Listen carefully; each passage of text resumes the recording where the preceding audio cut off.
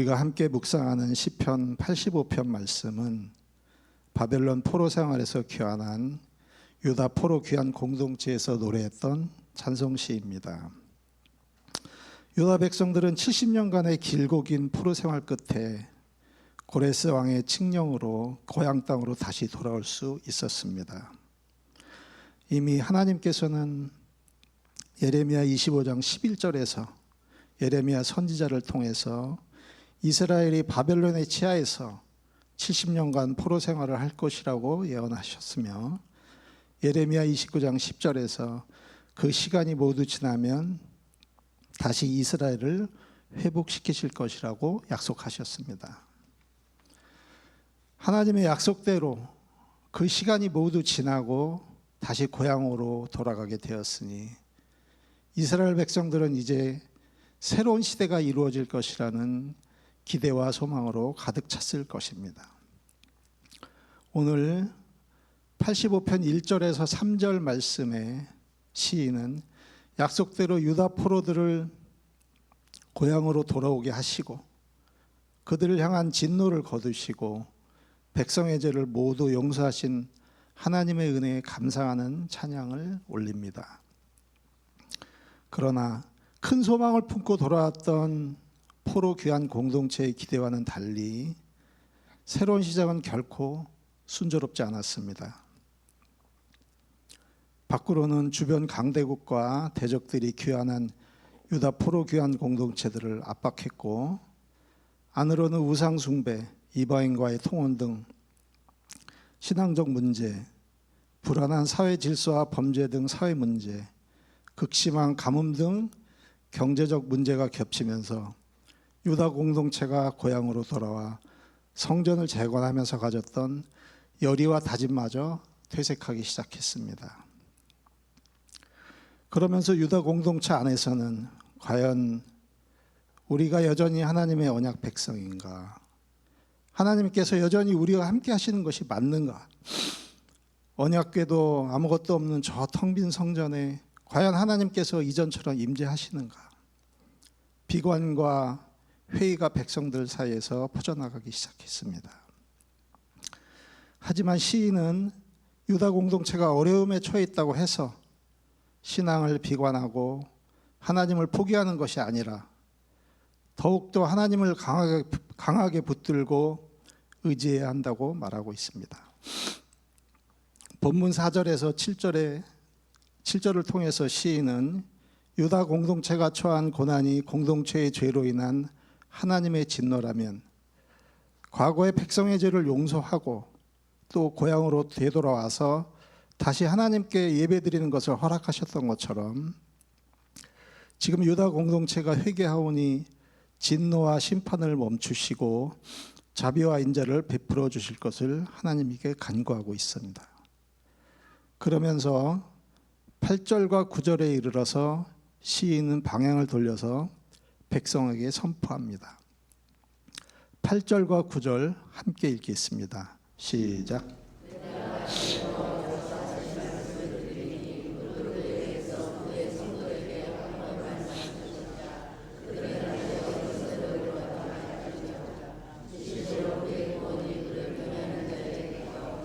이의 영광이 우리 땅에 거하리이다. 아멘. 시인은 백성에게 하나님께서 이 기도를 들으시고 우리에게 용서와 화평을 약속하여 주실 것을 확신시킵니다. 그리고 시인은 유다 공동체가 다시 죄악으로 돌아가지 말며 오직 하나님을 경외하는 삶을 살 것을 권면합니다. 시인은 하나님을 진심으로 따를 때 하나님께서는 우리를 구원해 주시며 우리와 함께 해 주실 것이라고 말합니다. 그러면서 하나님의 영광이 가득하게 될 유다 공동체의 모습을 10절에서 13절까지 의인화하여 표현합니다.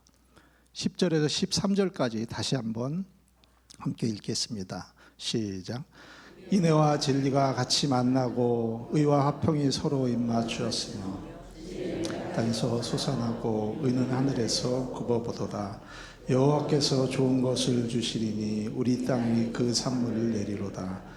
의가 주의 앞에 앞서가며 주의 길을 닦으리로다. 아멘. 유다 포로 귀한 공동체가 큰 기대와 각오와 다짐을 가지고 예루살렘에서 새로운 시작을 위해 노력했음에도 불구하고 그들의 기대와 달리 이스라엘이 회복되기는커녕 안팎으로 수많은 문제, 어려움 속에 직면했던 것처럼 우리의 삶과 신앙도 우리 자신의 결심과 열심에 불구하고 어려움에 직면하고 기대했던 것에 훨씬 못 미치는 상황에 처하곤 합니다. 그때 우리 마음속에 수많은 생각과 의심이 스며들게 됩니다. 과연 내가 무엇을 잘못한 걸까? 나는 왜 이렇게 일이 안 풀릴까? 하나님께서 나와 함께 하시기는 하는 걸까? 하지만 오늘 본문 85편의 시인은 마음속에 스며드는 모든 의심과 고민과 생각을 거두고 하나님께 기도하며 믿음으로 나아가기를 선택합니다. 눈에 보이는 어려움과 실패 때문에 좌절하고 낙심하면서 포기하고 하나님을 떠나는 것이 아니라 아직 이루어지지 않았지만 언제 이루어질지 알 수 없지만 반드시 이루실 하나님의 약속을 믿고 눈으로 바라보면서 기도로 나아가고 있습니다. 히브리서 11장 1절에서 2절에 사도 바울은 우리에게 믿음은 바라는 것들의 실상이요 보이지 않는 것들의 증거니 선진들이 이로써 증거를 얻었느니라 라고 말하고 있습니다. 믿음은 눈에 보이는 성공과 성과를 의지하지 않는 것입니다. 믿음은 눈에 보이지 않는 약속, 언제인지 알 수 없지만 하나님의 때를 기다리고 인내하는 것이라 말하고 있습니다.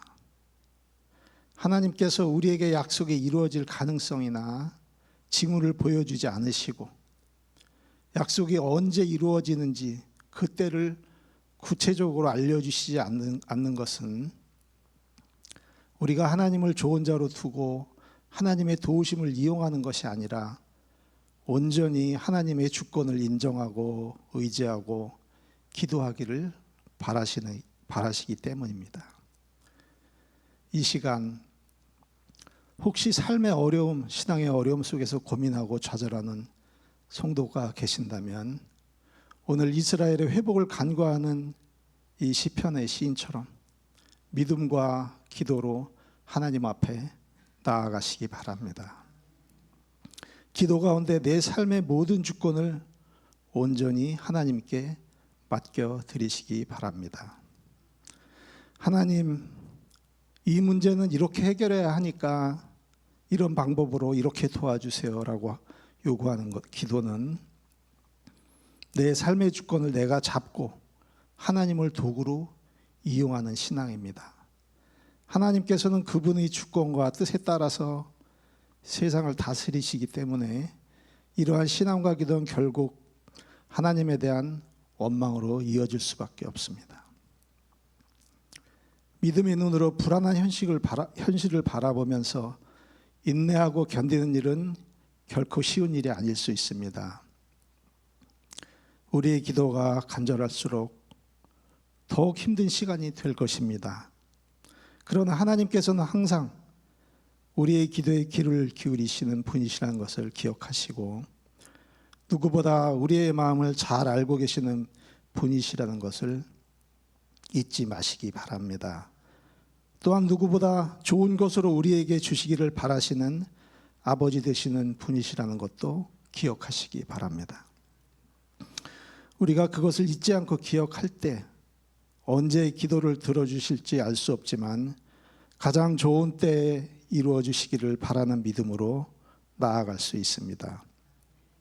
언제 어떤 방법으로 기도를 들어주실지 알 수 없지만 가장 좋은 길로 이루어 주시기를 바라는 믿음으로 나아갈 수 있습니다.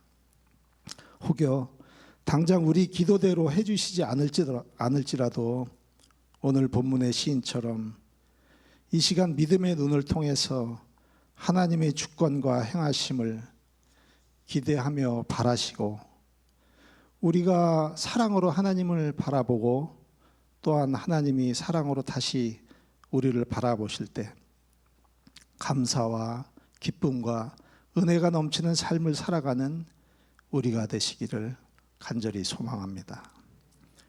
기도하시겠습니다. 하나님 아버지, 오늘 말씀을 통해 포로되었던 유다 백성들을 회복시키신 하나님의 은혜를 묵상하게 하심을 감사드립니다.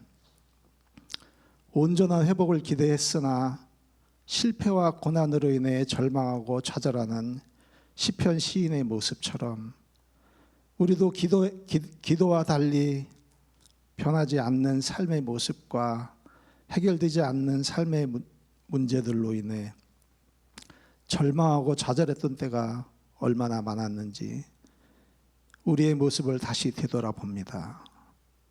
의심하고 원망한 때도 얼마나 많았습니까? 주님, 우리의 부끄러운 모습을 하나님 앞에 회개합니다. 오늘 시편의 시인처럼 좌절하고 절망하고 원망하는 것이 아니라 믿음의 눈으로 바라보면서 더욱 하나님을 붙들고 회개하고 간구하고 깨닫게 하여 주시옵소서. 우리의 삶의 모든 것을 주님께 맡겨드립니다. 굳센 믿음으로 오늘도 인내하게 하시고 한 치 앞도 알 수 없는 불안한 현실 속에서도 하나님의 약속을 굳게 붙들고 살아가게 해 주시옵소서. 인애와 진리가 만나고 의와 화평에 입맞추는 하나님의 나라가 우리 삶 속에서 이루어지게 하여 주시옵소서. 이 모든 기도 우리 주 예수 그리스도의 이름으로 기도드립니다. 아멘. 주기도문 하시겠습니다.